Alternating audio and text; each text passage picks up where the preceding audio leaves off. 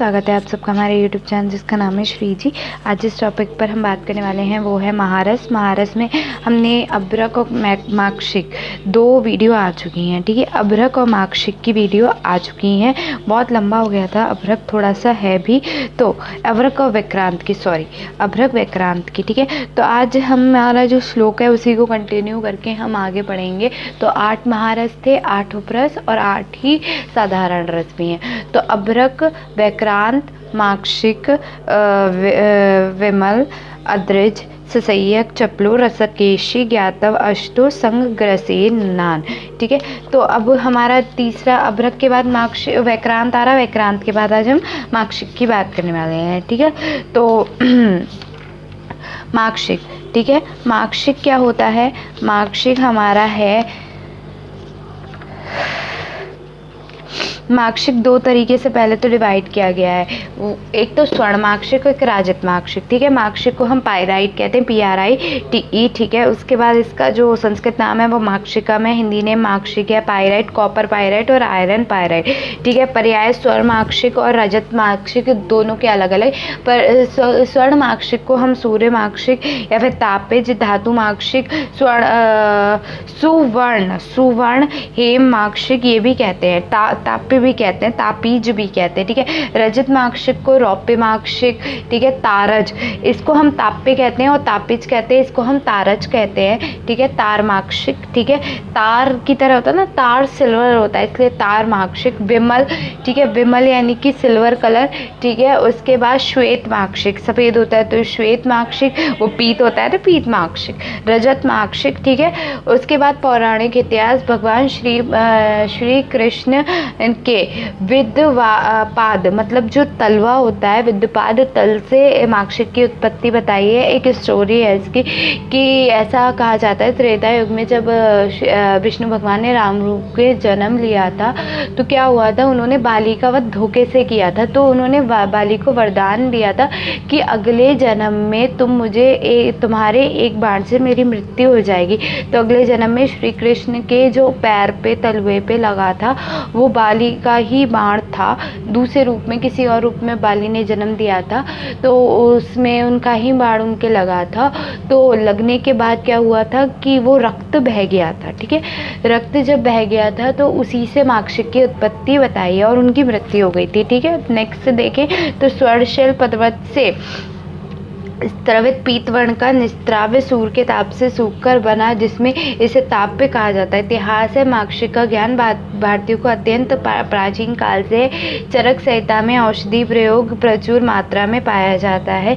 मधु के सदृश वर्ण वाला अग्नि पर मोम की तरह जलने पर के कारण इसे माक्षिक कहा जाता है। निरुक्ति क्या है? मधु के सदृश वाला होता है और अग्नि पर मोम की तरह जलने के कारण इसे माक्षिक कहा जाता है। स्वर्ण के समान वर्ण वाला होता है एवं स्वर्ण सदृश गुण वाला होता है तथा कुछ विद्वानों के मत में इसे किंचित स्वर्ण का अंश होने के कारण इसे स्वर्ण माक्षिक कहते हैं। सूर्य के ताप से सूखकर बनने की शास्त्रीय वचन से ताप कहलाया जाता है। ताप्ती नदी के किनारे प्राप्ति होने से इसे तापिज कहते हैं। रजत के समान वर्ण होने से इसे रजत माक्षिक कहते हैं। रजत के समान गुण वाला अल्प अंश में रजत पाया जाता है, इसीलिए इसे रौप्य माक्षिक कहते हैं। प्राप्ति स्थान क्या है? Japan, America, Spain, Italy, Norway, माइक्रोस एक्सेट्रा, ठीक है, मतलब आदि।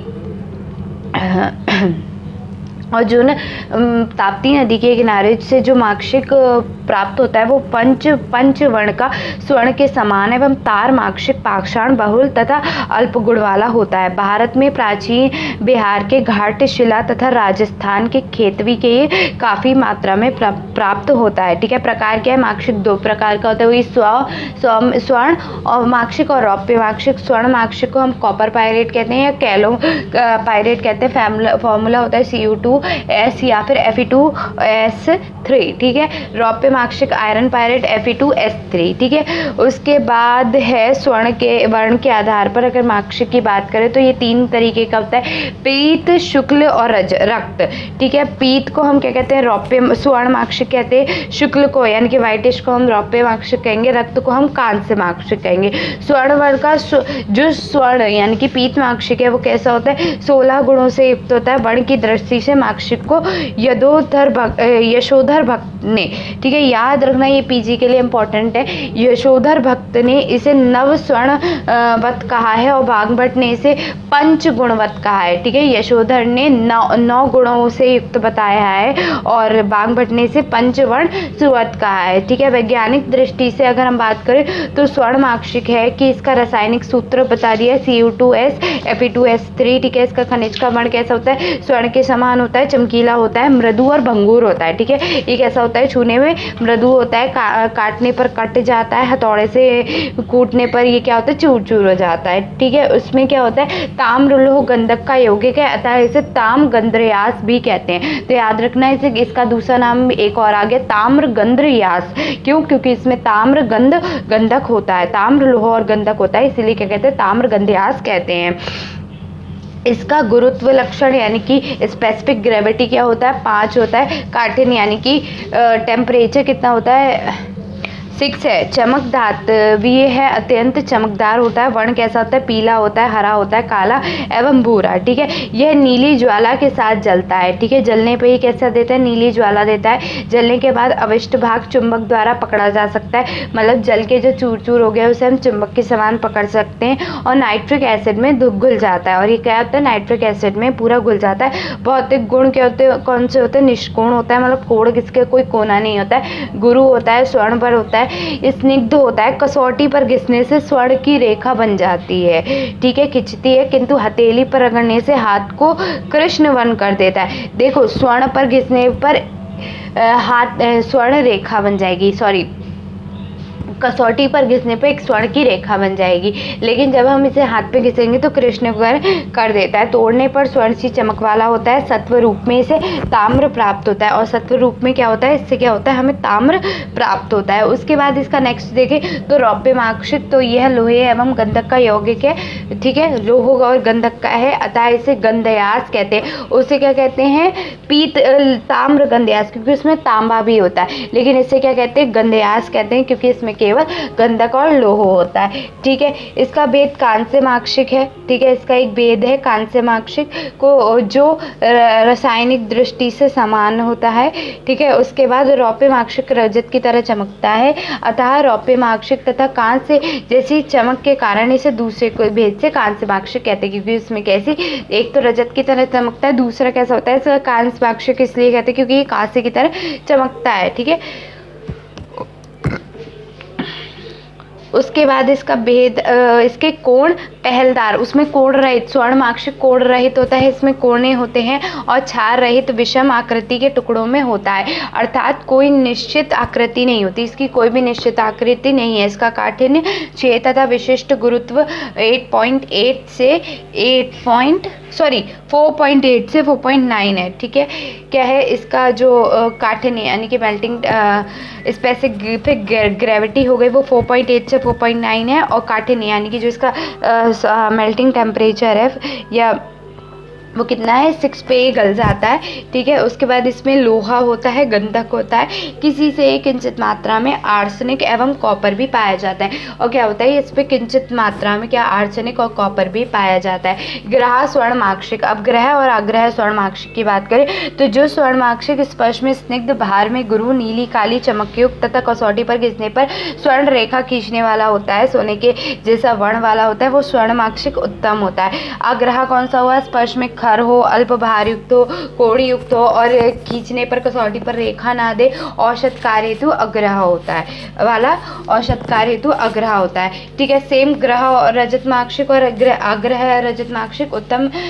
रौप्यमाक्षिक जो होता है वो स्निग्ध होता है, कोण युक्त होता है, बाहर में गुरु हो, प्राह वर्तुल रजत के समान उज्ज्वल एवं चमकीला हो। लेकिन दूसरा वाला कैसा होता है, मलयुक्त हो, बाहर में लघु हो, रुक्ष हो, कसौटी पर घिसने पर अत्यंत मलिन रेखा खींचती हो, लंबे और विषम खंडों वाला तथा फीके वर्ण वाल का रौप्यमाक्षिक औषध प्रयोग हेतु अग्रह होता है, ठीक है।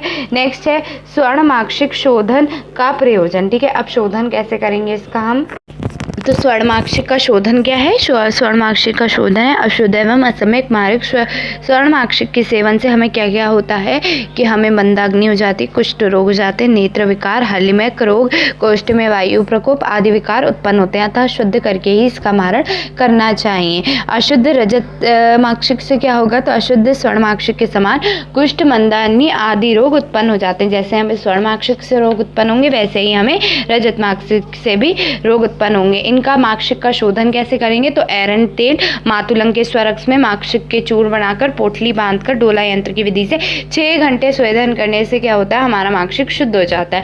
उसके बाद कदली कंदर स्वरस में हम 6 घंटे तक स्वेदन करें तो माक्षिक शुद्ध हो जाता है। माक्षिक चूर्ण को प्रताप यानी कि 7 बार त्रिफला क्वाथ में निर्वाप करने से दोनों प्रकार के माक्षिक शुद्ध हो जाते हैं। ठीक है, उसके बाद 3 भाग माक्षिक चूर्ण एवं 1 भाग सैंधव लवण लेकर इसे लोह पात्र में थोड़ा मातुलंग या जंबीर नींबू स्वरस में डालते ही क्या होता है? ये भर्जन करना चाहिए तब तक लोहे की कढ़ाई तक में पैदा ताम्र के सदृश लाल वर्ण का ना हो जाए। ऐसा करने से माक्षिक कैसा हो जाता है? शुद्ध हो जाता है। ठीक है, उसके बाद देखो तो लवण के अंश को निकालने के लिए भर्जन के पश्चात ठंडा हो जाने पर 2-3 बार जल से माक्षिक का प्रक्षालन करने से माक्षिक शुद्ध हो जाता है। स्वर्ण माक्षिक को नींबू सरस में लोहा कटाह में निर्धूम एवं लाल वर्ण होने तक भर्जन करने से माक्षिक शुद्ध हो जाता है। माक्षिक का मारण कैसे करोगे? कि संभाग में हम माक्षिक में संभाग में गंधक मिलाकर उसमें क्या नींबू के रस को डालकर देने से पिष्टी बनाकर सुखा लेने से उसे मूषा में रखकर वराह पुट में 5 बार फूंक देने से इस प्रकार माक्षिक का भस्म तैयार हो जाती है। ठीक है, एरंड स्नेह गौग्रत अथवा मातुलंग स्वरक्ष में माक्षिक को अच्छी तरह घोटकर खरपर में रखकर कड़ी आंच पर पाक करने से माक्षिक स्वर्ण के समान सुंदर लाल वर्ण का भस्म बन जाता है। रसायन हेतु प्रयुक्त किया जाता है। ठीक है, उसके बाद नींबू के स्वरस में पकाकर शुद्ध किए हुए स्वर्ण माक्षिक को पुनः हम क्या करेंगे? नींबू के स्वरस में घोटकर टिकिया बनाकर सुखाकर शराब संपुट में बंद कर पुट में फूंक दे। इस प्रकार 10 पुट देने तक स्वर्ण माक्षिक की रता अम्ल पत्र के सदृश वर्ण की उत्तम भस्म बन जाती है। माक्षिक के समान भाग गंधक मिलाकर नींबू स्वरस से मर्दन करके चक्रिका बनाकर सुखाकर पुट देने से 5 पुट देने से माक्षिक की भस्म बन जाती है। तो ये सब इसके मारण हो गए। ठीक है, माक्षिक के वर्ण कैसा होगा? कि अगर लाल वर्ण का सिंदूर सदृश या स्वर्ण गैरिक सदृश या रक्तोत्पल सदृश, यानी कि लाल वर्ण का होगा या तो रक्त के समान हो जाएगा या फिर स्वर्ण गैरिक जैसा हो जाएगा। ठीक है, स्वर्ण माक्षिक भस्म के गुण, तो स्वर्ण माक्षिक भस्म के गुण क्या है? जो रस में होगा ये तिक्त होगा, तिक्त एवं मधुर होगा, गुण में लघु होगा, वीर में कैसा होगा? शीत होगा, विपाक कैसा होगा? कटु होगा। ठीक है, कर्म में क्या होगा? बल होगा, योगवाही होगा, रसायन कर्म होगा, अत्यंत वृक्ष होगा, चक्षुष सकल होगा, व्याधि नाशक होता है, रसेंद्र का प्राण गुणों में श्रेष्ठ एवं दंड मेलातक है। ठीक है, त्रिदोष नाशको और कफ पित्त हरो। ठीक है, ये क्षय, पांडु रोग, प्रमेह, कुष्ठ, ग्रहणी, अर्श, कृमि, विष, उदर एक्सेट्रा रोगों को, सभी प्रकार के ज्वर, बस्ती वेदना, जीर्ण ज्वर, अपस्मार, अरोचक, अनिद्रा एवं व्याधियों का नाश करता है। ठीक है, रजत माक्षिक कैसा होगा? तो रस में किंचित तिक्त वो भी था, ये भी होगा, गुण में लघु वो भी था, ये भी होगा, लघु और रूक्ष। ठीक है, उसके बाद ये कैसा है? वीर में ये उष्ण होगा। ठीक है, वीर में ही कैसा होगा? उष्ण होगा, और विपाक में ही कैसा होगा? मधुर होगा। वो कटु था, ये मधुर होगा। ठीक है, कर्म की दृष्टि से रसायन कर्म वो भी करा था, रसायन ये भी करेगा, वृक्ष वो भी था, वो भी ये भी है, चक्षुष ये भी है, चक्षुष वो भी है। ठीक है, सम्र गुण स्वर्ण माक्षिक के समान है, बाकी गुण सारे गुण माक्षिक के समान ही है। ठीक है, स्वर्ण माक्षिक के समान है। तो रौप्य माक्षिक का मारण आदि स्वर्ण माक्षिक की तरह ही करना चाहिए। तो कैसे? स्वर्ण माक्षिक का मारण भी हम किसी की तरह करेंगे, रजत माक्षिक का मारण भी हम स्वर्ण माक्षिक की तरह ही करेंगे। ठीक है, स्वर्ण माक्षिक भस्म की मात्रा 1 से 2 रत्ती, ठीक है, तक होनी चाहिए। ठीक है, अनुपान क्या है? त्रिफला, त्रिकटु, विडंग, ग्रत या शहद। ठीक है, उसके बाद आपका आ रहा है अपक्व माक्षिक के सेवन से उत्पन्न दोषों की शांति। तो कुलत, क्वाथ तथा दाड़िम त्वक का क्वाथ पीने से माक्षिक जन्य दोष शांत हो जाते हैं। स्वर्ण माक्षिक सपातन, स्वर्ण माक्षिक के चतुरांश तंकड़ मिला नींबू स्वरस द्वारा मर्दन का खा लेने से, एक मुँह शाम में रख देने से, तीव्र अग्नि से दमन करने से माक्षिक का सत्व निकल जाता है। ठीक है, उसके बाद स्वर्णमाक्षिक भस्म के प्रमुख योग क्या है? ग्रहण, कपाट रस, चतुर्मुख रस, चंद्र प्रभावटी, जयमंगल रस, ठीक है, पंचामृत परपटी, रत्न पोटली तथा सवेश्वर परपटी आदि। ठीक है, नेक्स्ट आपका था, ये हो गया माक्षिक। तो हमने अभी किस किस की बात, इससे पहले हमने जो पार्ट 1 में हमने वीडियो में बात की है वो था आपका अभ्रक और वैक्रांत। अब हमने बात की माक्षिक की। अब हम बात करने जा रहे हैं विमल की। ठीक है, तो विमल क्या होता है? Iron pirate. अभी हमने पायराइट की बात करी थी, अब आयरन पायराइट की बात करें। यह क्यूबिक सल्फाइड ऑफ आयरन। ठीक है, तो हम क्या बात करें? Cubic sulphide of iron. तो क्यूबिक सल्फाइड ऑफ आयरन क्या है? वर्ग है महारस एवं उपधातु वर्ग। ठीक है, महारस है। उसके बाद नाम हो गया विमल। ठीक है, आयरन पायरेट Fe2S3। ठीक है, काठिन्य वही 6 से 6.5, विगुण यानी कि 5 से 5.2। ठीक है, उसके बाद आपका नेक्स्ट आ रहा है कि वर्ण एवं चमक। धात्विक चांदी के समान होता है, मलिन होता है, पीत वर्ण का भी होता है। उत्पत्ति स्थान ताप्ती नदी के निकट पर्वतों पर विमल की उत्पत्ति बताई गई है। इतिहास है, रसावरण आदि रस ग्रंथों ने इसका उल्लेख प्राप्त होता है। इसमें पूर्व इस खनिज का उल्लेख नहीं मिलता। ठीक है, इन्हीं से मिलता है क्या? रसावरण ने और रस ग्रंथों ने इसकी उत्पत्ति बताई है। ठीक है, प्राप्ति स्थान क्या है? भारत के असम, उड़ीसा, बंगाल, बिहार, आंध्र प्रदेश इनमें है। विमल के भेद कितने होते हैं? रौप्य विमल और कांस्य विमल। वही आ गया फिर से। ठीक है, हेम विमल, रौप्य विमल और कांस्य विमल। ठीक है, अच्छा, रस आवरण ने 3 बताए थे। ठीक है, रस ग्रंथों ने 2 बताए, रस ग्रंथों ने भी 3 बताए हैं और रस आवरण ने भी 3 बताए हैं। लेकिन रस ग्रंथों ने जो बताया वो हेम विमल, रौप्य विमल और कांस्य विमल बताए। रस आवरण ने जो बताए हैं वो उनके कलर के अकॉर्डिंग बताए हैं। हेम वाला पीत वर्ण का हो गया, हेम क्रिया हेतु उत्तम होता है, यानी कि हेम विमल श्रेष्ठतम माना गया है। रौप्य विमल था वो श्रेष्ठतर माना गया है। श्वेत वर्ण का, रजत वर्ण का, कांस्य विमल जो था वो रक्त वर्ण का औषध कार्य हेतु उत्तम यानी कि श्रेष्ठ माना गया। तो श्रेष्ठतम, श्रेष्ठतर और श्रेष्ठ, ठीक है, ये हैं। ठीक है, भौतिक स्वरूप में अगर बात करें तो क्या है? विमल चक्षुरान तथा वर्तुल एवं स्निग्ध होता है। कैसा होता है? चतुष्कोणाकार यानी कि 4 कोने वाला होता है, तो चतुष्कोणाकार होता है। वर्तुल एवं स्निग्ध होता है। यह बड़े बड़े नियत आकार के दोनों के रूप में प्राप्त होता है। बड़े बड़े, ठीक है, नियत आकार के दोनों रूपों में प्राप्त होता है। इसकी चमक धातु के समान होती है। इसमें दोनों का आकार 6 अथवा 8 पहलुओं से युक्त होता है। ये 6 या 8 पहलुओं वाला होता है। चमक पीतल के समान होती है, यानी कि पीली जैसी होती है।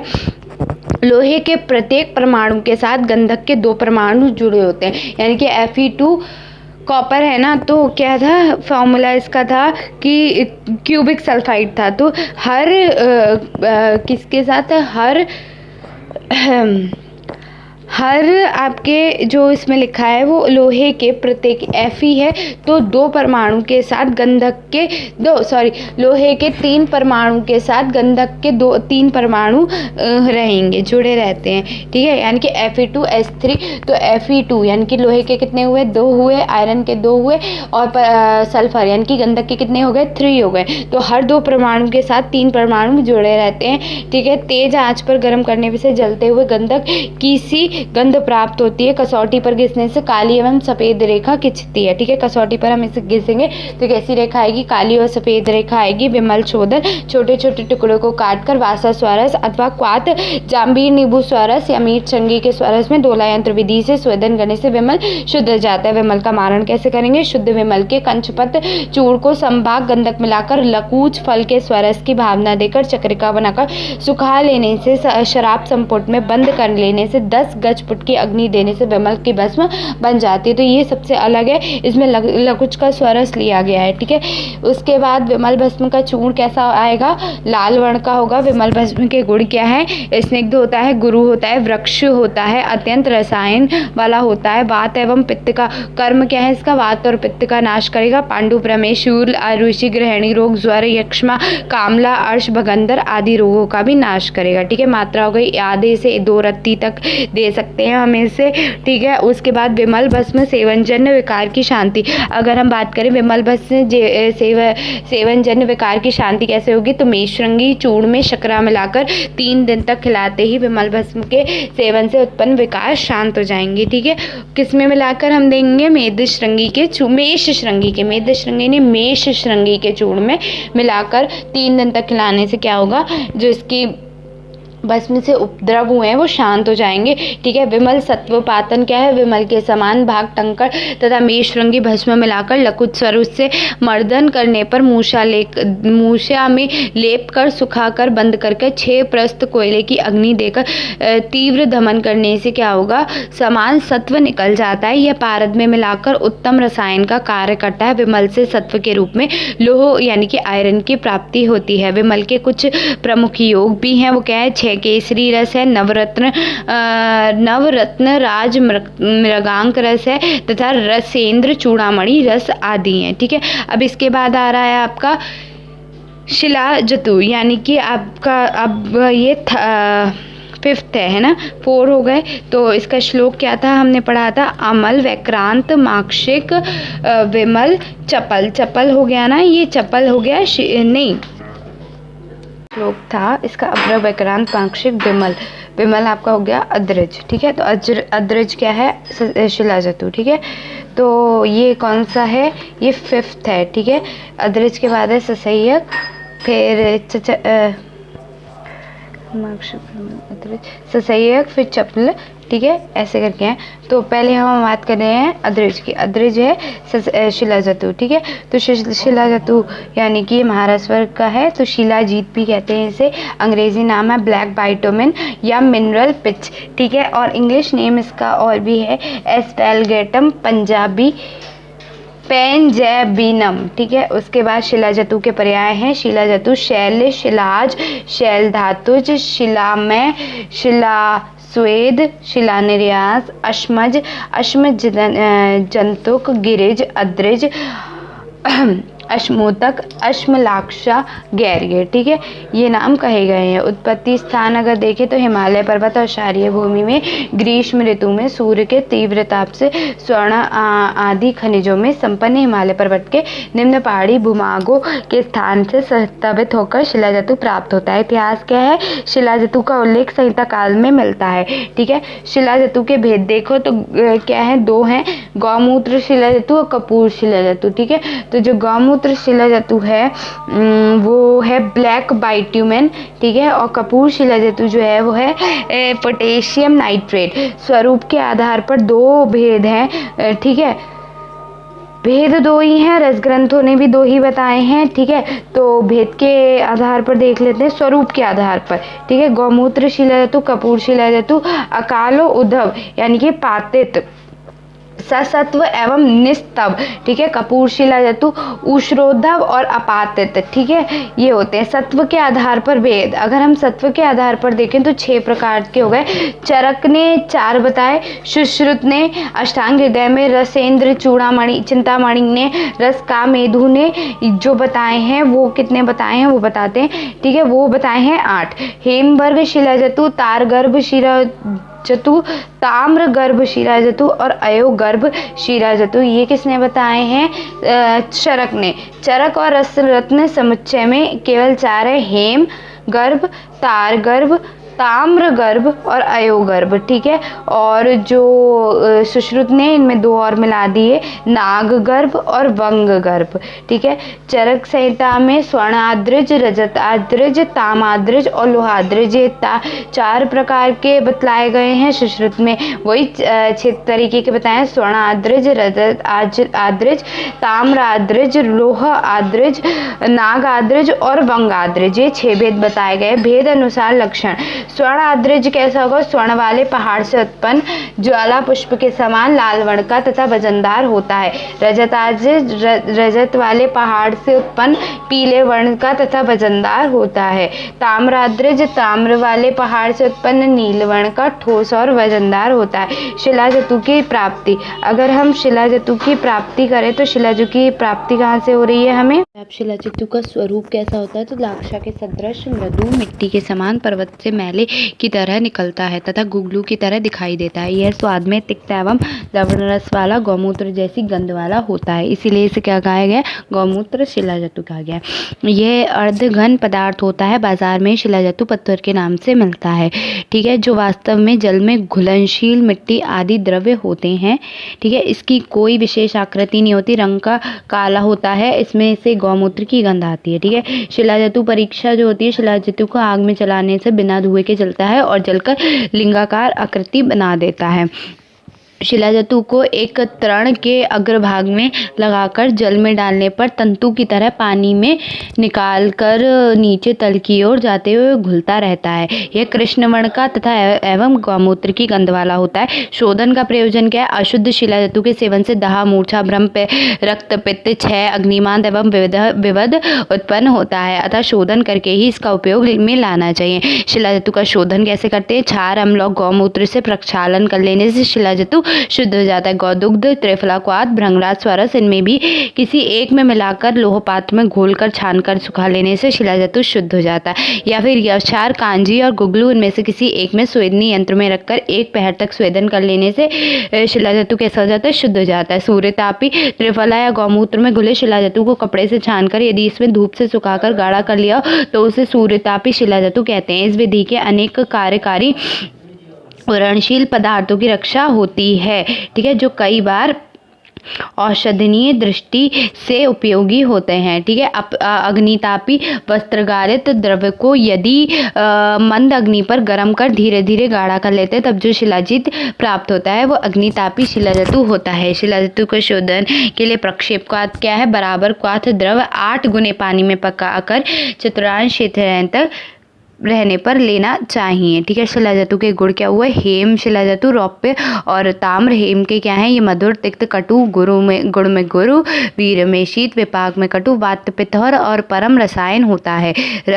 रौप्य गर्भ शिलाजतु जो होता है वो रस में तिक्त, कटु, गुण में गुरु, वीर में शीत, विपाक में मधुर, पैत्तिक रोगों का नाश करने वाला, श्लेष्म पित्तगन तथा पांडु रोग नाशक होता है। ताम्र गर्भ शिलाजतु जो होता है वो रस में तिक्त होता है, गुण में तीक्ष्ण होता है, ऊष्ण में गुरु होता है, विपाक में उष्ण होता है और कैसा होता है? कफ, वातघन एवं 6 रोगों का नाश करने वाला होता है। लोह गर्भ शिलाजतु रस में तिक्त होता है, गुण में लवण कषाय होता है, रस में कटु, मधुर एवं अम्ल, गुण में गुरु होता है, स्निग्ध और मृदु होता है, वीर में शीत होता है, विपाक में कटु होता है, ये रसायन में योगवाही होता है। इसके अतिरिक्त है जरा, व्याधि, प्रशमन, देह दाढ़, मेधा, स्मृतिकर, छेदी। तो क्या है कि इसके अतिरिक्त ये जरा, व्याधि, प्रशमन, देहदाढ़, मेधा, स्मृति, छेदी, मेदासक, मूत्र रोग नाशक, वैस्तरक, यक्ष्मानाशक, वलीप, पित्तनाशक और त्वग रोगनाशक और आम पाचक, कफज रोगनाशक, क्षय, उदर, वातिक, अर्श, कुष्ठ, कृमि, अपची एक्सेट्रा, ठीक है। इसके बाद आ रहा है शिलाजतु की मात्रा। अगर हम शिलाजतु की मात्रा करें तो 2 से 8 रत्ती तक रोगी के बल एवं काल का विचार करते हुए प्रयोग करना चाहिए। चरक ने शिलाजतु की मात्रा कितनी बताई है? 1 कश से आधा कश बताई है, ठीक है, या 1 पल तक बताई है। इस प्रकार 3 प्रकार की मात्रा निर्धारित की गई है, या तो 2 रत्ती, 1 कश, आधा पल या 1 पल, ठीक है।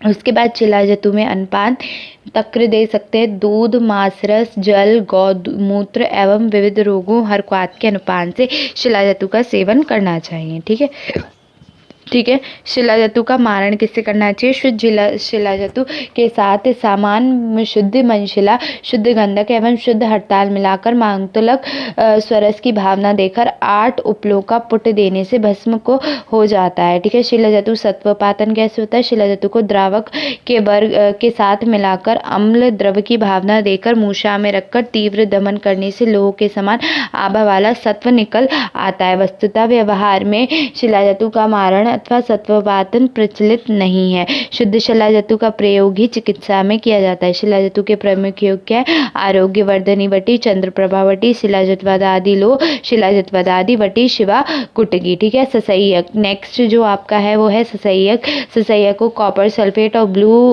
विट्रियोल कहते हैं, CuSO4 7H2O।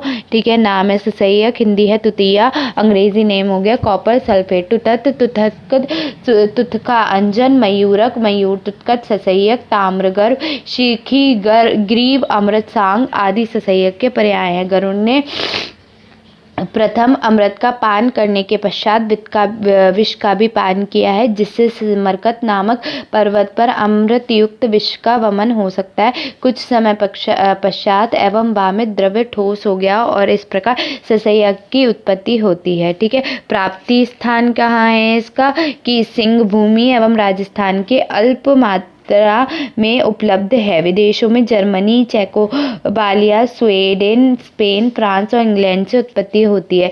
ठीक है, अगर हम पौराणिक इतिहास से देखेंगे तो गरुड़ ने प्रथम अमृत का पान करने के पश्चात विष का भी पान किया है, जिससे मरकत नीलगिरी नामक पर्वत से अमृतयुक्त विष का वमन होता है। ठीक है, इसके पश्चात वामित ठोस हो गया है और इस प्रकार ससैयक की उत्पत्ति हुई है। इतिहास देखें तो तुतक का ज्ञान भारतीय को अति प्राचीन काल से है। चरक एवं सुश्रुत संहिता में तुतक के नाम का प्रयोग अनेक स्थलों पर देखा गया है। रस ग्रंथों में भी इसका वर्णन मिलता है। तुतक परिचय। तुतक ताम्र का खनिज है। ठीक है, प्राकृत एवं कृत्रिम दो रूपों में उपलब्ध होता है। प्राकृत से स्वर्ण पाक्षिक की खानों में कुछ मात्रा में कृत्रिम प्रयोगशाला में निर्माण किया गया है। ठीक है, उसके बाद है नेक्स्ट अगर देखें तो है भेद से भेद। ये दो प्रकार के होते हैं, स्वभावज और कृत्रिम, ये दो होते हैं। ठीक है, वर्ण के आधार पर रक्तवर्ण, कालिका, अधम। ठीक है, रक्तवर्ण श्रेष्ठ होता है, कालिका, अधम ये दोनों भेद से किए गए हैं। ग्राहक तुतक क्या है? मयूर कंठ के समान छाया वाला अर्थात नीलवर्ण। गुरु स्निग्ध तथा अत्यंत चमकीला। तुतक औषध कार्य के लिए उत्तम माना जाता है। तुतक अशुद्ध तुतक वांति एवं भ्रांति उत्पन्न करता है, अतः इसका शोधन करने के बाद उपयोग किया जाता है। तुतक की शोधन विधि क्या है? तुतक है क्या? ससैयक ही तुतक है। ठीक है, तो तुतक को कुसुम्ब, खदिर, लाक्षा, मंजिष्ठा आदि रक्त वर्ग के द्रव्यों में क्वाथ की 8 भावना देने से 7 भावना देने से शुद्ध हो जाता है। ठीक है, उसके बाद स्नेह द्रव्यों के सिंचन से तुतक शुद्ध हो जाता है। तुतक को गौ, महिषा अथवा बकरी के मूत्र डोला यंत्र विधि से 3 पहर तक स्वेदन कर लेने से शुद्ध हो जाता है। तुतक को नींबू सरस की 3 भावना देने से शुद्ध हो जाता है। ठीक है, शुद्ध तुतक के लक्षण क्या है? कि शुद्ध तुतक कैसे होता है? वांति भ्रांति रहित। ठीक है, वांति भ्रांति रहित तुतक को क्या समझना चाहिए? शुद्ध समझना चाहिए। नेक्स्ट की बात करें, तुतक के गुण क्या होते हैं? तो तुतक के बहुत सारे गुण बताए गए हैं। क्या बताए गए हैं? कि यह फिरंग, उपदंश, नेत्रोग, कुष्ठ, व्रण एवं त्वकदोष नाशक, कृमिनाशक तथा वामक होता है। ठीक है, नेक्स्ट देखो कि तुतक मारण कैसे होता है। जो शुद्ध तुतक होता है, शुद्ध गंधक होता है एवं शुद्ध टंकड़, सभी को समान भाग में लेकर क्या करेंगे? लकुच के स्वरस से मर्दन कर मूषा में बंद कर कुकट पुट की अग्नि में फूंक दें। इस प्रकार 3 पुट देने से तुतक का भस्म बन जाता है। ठीक है, तुतक भस्म का गुण क्या है? मयूर तुतक एवं तुतक भस्म रस से कटु, कषाय, मधुर एवं क्षारीय गुण भी में लघु, बेर में उष्ण तथा विपाक में कटु होता है। यह लेखन, भेदन, वमन, कृमिघन, चक्षुष बल, मेदोहर, रसायन, संकोचन, नाली बलहर, रुचिकारक, त्वकदोषहर, दीपन, वैस्तंबर, रेचन और गर्भ विषनाशक होता है। ये कफ पित्त नाशक भी है। यह वात आदि सभी दोष, सभी प्रकार के विष, हृदय रोग, अर्श आदि गुदा रोग, सब प्रकार के शूल, कुष्ठ, अम्लपित्त एवं विधबंध को नष्ट करता है। रसायन, वमन, रेचन, गर्गन तथा श्वेत्र यानी कि श्वेत कुष्ठ का नाश करता है। उत्तम विधि से बनाई गई तुतक यानी कि 1/8 से 1/4 रत्ती देने तक का प्रयोग करनी चाहिए। ठीक है, तुतक विकारों एवं शानुत्पाय यानी कि अशुद्ध तुतक वांति और भ्रांति पैदा करता है। 3 दिन तक क्या करेंगे, जाम्बीर नींबू का रस अथवा धान का लाजामान पीने से विकार शांत हो जाता है। तुथक सतपातन, तुथक में 1/4 भाग टनकड़ मिलाकर नींबू स्वरस की भावना देकर सुखा लें। तत्पश्चात मूषा को रखकर तीव्र अग्नि में दमन करने से तुथक का सत्व निकल जाता है। तुथक से सत्व के रूप में ताम्र धातु प्राप्त होती है। तुथक के प्रमुख योग क्या है, कनक सुंदर रस, त्रैलोक्यमणि रस, जयात्यादि तेल, महाज्वरा कांशु रस और महामृत्युंजय रस, ठीक है, आदि। उसके बाद नेक्स्ट की बात करें तो क्या है, तुथक के कुछ अन्य प्रयोग। तुथक के और भी कौन से प्रयोग हैं, तो 2 से 4 रत्ती स्वच्छ तुथक को 5 तोला परिशुद्ध जल में घोलकर रख ले, इसे तुथक द्रव्य कहते हैं। तो क्या होगा, तुथक द्रव्य क्या होता है, 2 से 5 रत्ती तुथक लेकर हम क्या करेंगे, 5 तोला परिश्रुत जल में रख देंगे, तो वो क्या कहलाएगा, तुथक द्रव्य कहलाएगा। तो तुथक द्रव्य के क्या गुण हैं, ये दुर्गंध युक्त होता है, देर से बढ़ने वाला होता है, मांस बढ़े हुए व्रण, उपदंश एवं फिरंग जन व्रण जो ना भरे रहे हों उनकी सफाई द्रव्य से करने पर व्रण शुद्ध हो जाता है और भरने लगता है, ठीक है। पोथ की यानी कि ट्रोकोम एवं क्लीन बर्तन में नेत्र पलक को उलटकर मतलब ये आईलैशेस को उल्टा करके शीघ्र आराम मिलता है, उसमें डालने से शीघ्र आराम मिलता है। इसकी उत्तरबत्ती देने से पू में तथा श्वेत प्रदर में शीघ्र लाभ मिलता है। तो क्या होता है, अगर हम इसकी उत्तरबत्ती देते हैं तो पू में तथा श्वेत प्रदर में बहुत जल्दी लाभ मिलता है। तथा अमृत मलहर, तो तथा अमृत मलहर क्या होता है, 10 तोले सिकता तेल में 20 रत्ती स्वच्छ तथा चूर्ण एकत्र कर खरल में डालकर अच्छी तरह मिलाकर रख देते हैं। यह मलहर कैसा होता है, लगाने के लिए कुछ दिनों तक पामक पर लगाने पर पुराने पामा नष्ट हो जाते। तुथक एक उत्तम जीवाणु नाशक द्रव्य। प्रथम विधि क्या है, केचुओं को यानी कि अर्थवर्म को धोकर सुखाकर खरपर में भूनकर उसका चूर्ण बनाकर इस चूर्ण को क्रमशः 3 दिन भृंगराज स्वरस, नींबू स्वरस तथा निंदगुंडी स्वरस से धो डालें। अब इसे द्रावक वर्ग की औषधि को मिलाकर जल से घोटकर बड़ी बड़ी गोलियां बनाकर सुखा लें। इन गोलियों को मूषा में रखकर 2 दंड तक तीव्र दमन करें। स्वांग शीत होने पर द्रव्य को मूषा से मिलाकर मर्दन कर उसमें राई के समान छोटे छोटे भारी कणों को पृथक कर लें। अब इन कणों के 12वें भाग में शुद्ध ताम्र मिलाकर खूब दमन करें, इससे सत्व के बड़े बड़े कण प्राप्त हो जाते हैं, ठीक है। कुछ विद्वान उसे भुनांग के स्थान पर भुनांग की मिट्टी धौत भी लेने का निर्देश देते हैं। उसी मिट्टी को धोकर मिट्टी के अंश को निकाल देने के बाद भाग बचता है, उसके उपरोक्त विधि द्वारा सत्व प्राप्त करने का निर्देश है। केचुओं की विष्ठा को बार बार धोकर प्राप्त कृष्ण वर्ण के चूर्ण को धोत कहते हैं, ठीक है।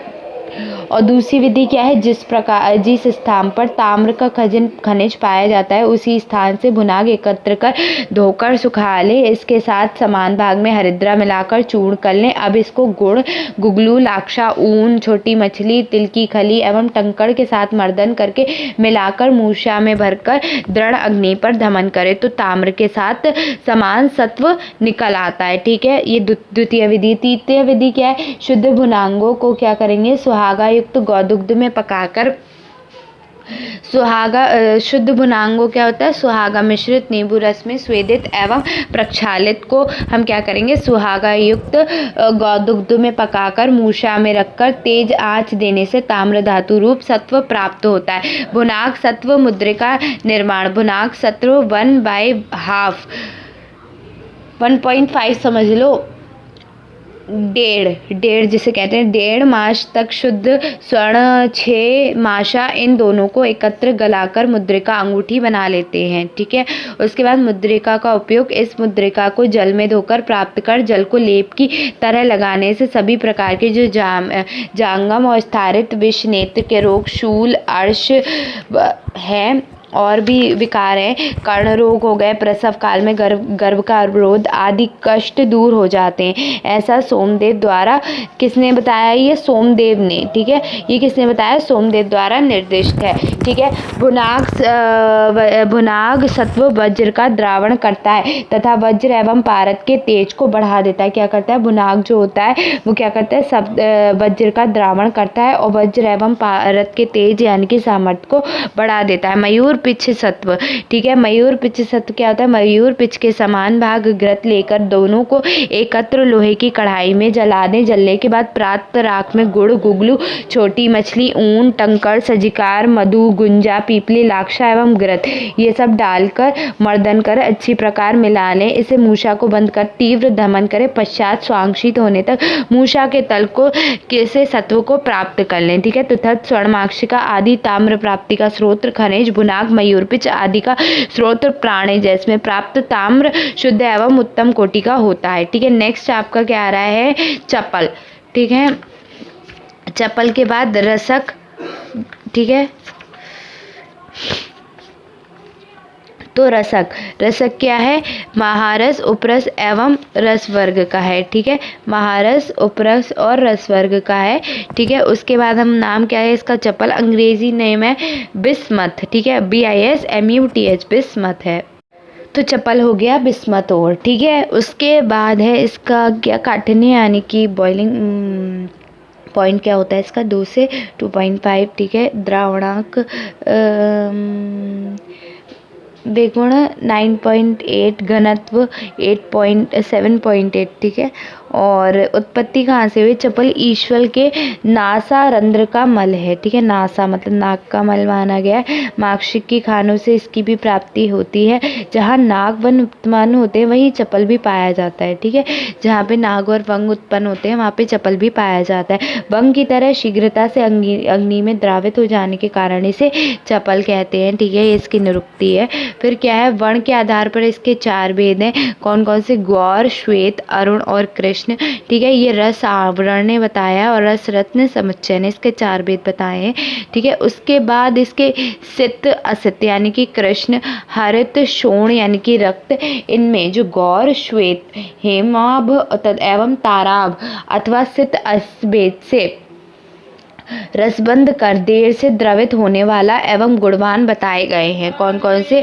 गौर हो गए, श्वेत हो गए, या फिर सित, असित या हिताब, हेमाब या ताराब, ठीक है। शेष जो अरुण, कृष्ण है या हरित और शोण है, लाक्षा के सदृश जो हैं वो क्या है? शीघ्र द्रवित होने वाले तथा निष्फल कहा जाता है, ठीक है। रस राज लक्ष्मी एवं रस कामधेनु में चपल के 6 भेद बताए गए हैं, ठीक है। रस राज लक्ष्मी और रस कामधेनु ने 6 भेद बताए। तो स्वर्ण, तार, ताम्र, नाग, वंग और तीक्ष्ण। क्या क्या? स्वर्ण बताया है, तार बताया है, ताम्र, नाग, वंग और तीक्ष्ण, ठीक है। उसके बाद क्या है? नेक्स्ट जो है भौतिक स्वरूप जो चपल होता है वो क्या है? 6 कोणों से युक्त स्फटिक की आभा वाला, चिकना और भारी होता है। तो याद रखना, स्फटिक का जो फिटकरी होती है उसकी आभा के समान होता है, 6 कोणों से युक्त होता है, चिकना और भारी होता है, ठीक है।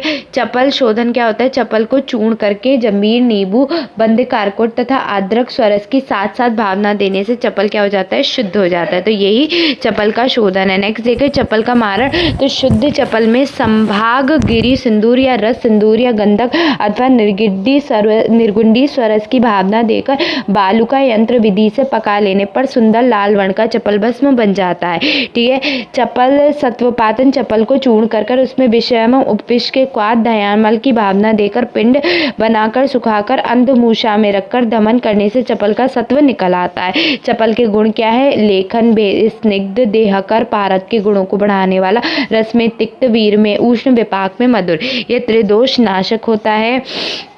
अत्यंत वृक्ष पारद का बंधन करने वाला होता है। चपल को हाथ में मलकर उस हाथ से पारद को स्पर्श करने मात्र से पारद बंध जाता है, ठीक है।